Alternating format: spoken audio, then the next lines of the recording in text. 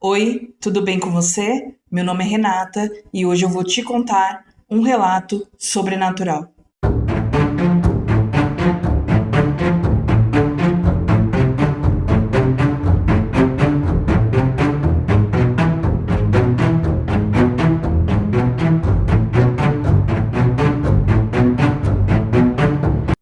E se você gosta desse tipo de conteúdo, se inscreve no canal, deixa o like e compartilhe o vídeo. E se você tiver algum relato sobrenatural para me contar, me manda aqui no e-mail que está na descrição. O título do relato de hoje é O Observatório. Olá, meu nome é Felipe e vou contar aqui um caso que aconteceu comigo e com o meu primo Anderson, quando éramos adolescentes. Era o ano de 1973. E nessa época, minha família costumava passar as férias de julho na casa dos meus tios, que moravam em Piedade do Rio Grande, que é uma cidadezinha minúscula no sul do estado de Minas Gerais. Meus tios tinham uma bela chácara nesse local, onde nós nos divertíamos muito quando íamos para lá, pois existia muitas matas para serem exploradas, lagoas, cavalos e muita diversão. Geralmente, quando íamos para lá, também íamos meus outros tios com o meu primo Anderson. E eu gostava muito, devido a termos a mesma idade e nos darmos muito bem. Eu e meu primo sempre gostava de mistérios e histórias sobrenaturais, de fantasmas e lendas em geral. Naquela época não existia DVD, videogame, coisas modernas de hoje em dia. Então, uma de nossas diversões também era assistir filmes de terror. Quando passavam na TV, mesmo ficando morrendo de medo. A chácara dos meus tios era meio afastada da cidade, bem no meio do mato. O lugar era montanhoso e quando chovia, os trovões faziam um barulho muito grande, talvez devido às montanhas que existiam em volta. Também, no inverno, a neblina era muito forte, formando um manto que não permitia enxergar.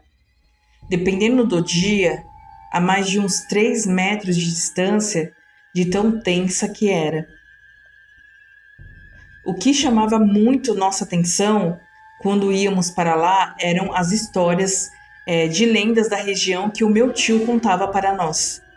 Tinha uma em especial que nos dava muito medo. Era sobre estranhas criaturas que apareciam tarde da noite em uma determinada região próxima, principalmente quando tinha neblina. Meu tio gostava que, em noites com neblina densa naquela região, pessoas relatavam que avistavam estranhas criaturas surgirem como vultos saindo da neblina, fazendo um barulho estranho como grunhidos e perseguindo aqueles que estivessem próximos. Devido a essa história, ninguém se arriscava a sair por ali à noite, principalmente quando havia neblina. Naturalmente, eu e meu primo Anderson ficamos ligados nessa história e estávamos a fim de investigar. Coisas de moleque, claro. Perto da chácara dos meus tios, existia outra chácara, com uma casinha, a qual estava abandonada há anos. E ela ficava bem ao lado de uma estradinha sem movimento. Mas no alto, em sentido à montanha que havia na região. Essa casinha deveria ser algum tipo de local para guardar ferramentas e outras coisas, pois não tinha aparência de moradia e estava bem velha. Ela tinha o que deveria ser um cômodo principal, com mais ou menos 8x8, e um banheiro ao lado, só isso. Chegando no final da tardezinha, Pegamos os colchonetes, cobertores, travesseiros, lanternas e alguns jogos para passar o tempo e fomos para a casinha. Quando chegamos lá, já estava mais escuro e um frio danado. Entramos, acendemos os lampiões e naturalmente trancamos a porta, pois nem tinha começado e já estávamos com medo. Como não era tão tarde ainda, jogamos um pouco para passar o tempo. Quando chegou por volta das 22 horas, começamos a observar pela fresta da janela e também, de vez em quando, dávamos uma abridinha leve na porta para ver se tinha algo diferente lá. Não havia nada, além de uma neblina densa que não dava para enxergar nada. Dava para ver o brilho das lamparinas do lado de fora, no meio da neblina. Mas nem o mato a gente enxergava. Ficamos ali um bom tempo e nada. Achávamos que não tinha adiantado nada nossa aventura. Quando era mais ou menos umas 23h30, ouvimos alguns barulhos do lado de fora, na direção da estradinha, que passava raspando na casinha. Então ficamos de olho, observamos onde podíamos e o Anderson até abriu um pouco a porta para ver melhor. E eu fiquei bravo e mandei fechar, pois estava com medo de entrar naquele momento. Nessa hora a gente fica imaginando de tudo, pois estava com medo de algo entrar naquele momento. Nessa hora, a gente fica imaginando de tudo. Prestando atenção, verificamos que o barulho vinha na direção da estradinha.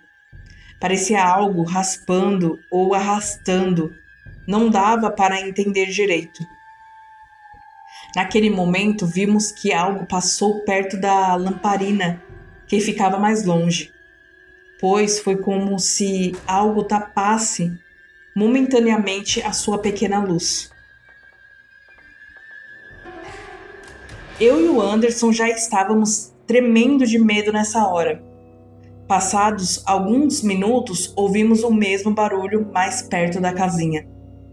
Nós não sabíamos o que fazer e foi quando, para piorar, algo começou a dar murros na porta, tipo forçando para entrar. Nisso, o Anderson começou a chorar e eu também. Ficamos desesperados. Ainda bem que o meu tio tinha colocado uma tranca reforçada por dentro para travar a porta. Seja lá o que tinha lá fora, batia com tanta força na porta que saía até a poeira das paredes. Pensávamos que aquilo iria derrubar a porta. Nós estávamos desesperados lá dentro. Não havia por onde fugir. Se saíamos pela janela, não sabíamos o que nos esperaria lá fora. Então o que restou foi ficar ali e rezar. Aquelas batidas na porta duraram alguns minutos e em seguida pararam. Logo depois começou na janela, mesmo ela sendo mais alta. Ficamos ali, naquela cena de horror, chorando os dois. Depois de algum tempo, as batidas pararam e escutamos o barulho de algo arrastando, se afastando, e veio o silêncio. Ficamos ali aguardando. E depois de um tempo, eu, com muito medo, dei mais uma olhada pela fresta da porta e, graças a Deus, não havia mais nada lá. Ficamos atentos para ver se aquilo voltaria. Mas, graças a Deus, isso não aconteceu. Foi ficando mais tarde, não sei que horas. Acabamos pegando no sono. Quando chegou de manhã, demos mais uma olhada, devagarinho. Abrimos a porta e saímos sorrateiros para observar. E não havia nada de anormal. Então arrumamos nossas coisas e saímos praticamente correndo de lá para voltar à chácara dos meus tios. Chegando lá, contamos o que tinha acontecido e todos ficaram espantados, meio que não acreditando. Então meus tios resolveram ir conosco lá na casinha para ver se achava alguma marca ou pista do que poderia ter acontecido. Chegando lá, todos começaram a procurar algo estranho, e foi quando meu tio observou pela janela, onde havia barro, umas marcas de pisada estranha, como se algum tipo de animal tivesse pisado ali. Parecia marcas de pés de lagarto, com aquelas patas que têm uma membrana entre os dedos, e eram bem grandes, mais ou menos do tamanho de pés humanos. Meus tios se espantaram e ficaram assustados, pois não conheciam aquele tipo de pegada e nunca tinha visto algo igual. Também na porta e na janela havia marcas de que algo tinha dado socos ou batidas. Pena que não tiramos fotos para mostrar, pois naquela época não existia a facilidade de tirar fotografias que temos nos dias de hoje. Quando todos viram aquelas pegadas, ficaram espantados e acabaram acreditando na gente. Nós, até o dia de hoje, não sabemos o que eram aquelas coisas que surgiram à noite e sabiam exatamente onde estávamos e onde estávamos observando.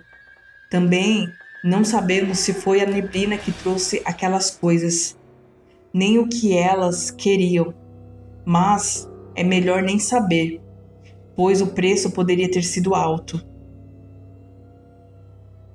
Depois desse dia, nós nunca mais duvidamos das lendas, histórias e do sobrenatural.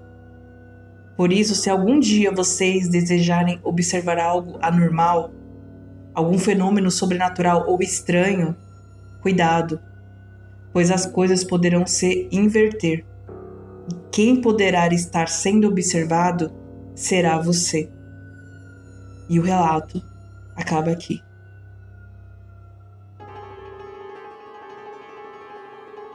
Relatos cheios de reviravolta, né? Esse relato.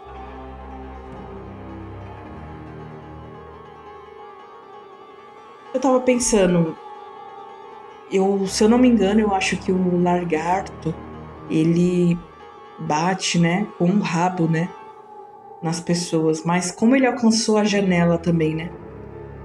Se não tinha nenhuma árvore perto da janela, como ele alcançou a janela? O que vocês acharam do relato? Vocês gostaram do relato? Coloca aí nos comentários o que vocês acharam. Se vocês tiverem alguma experiência como essa ou sobrenatural, me mande por e-mail. E não se esqueça que de segunda a sexta-feira, às 18 horas, tem vídeo aqui no canal. E às sexta-feira, às 23h59, tem o nosso conto de terror. Muito obrigada por assistirem. Um beijo e até o próximo relato. Tchau, tchau.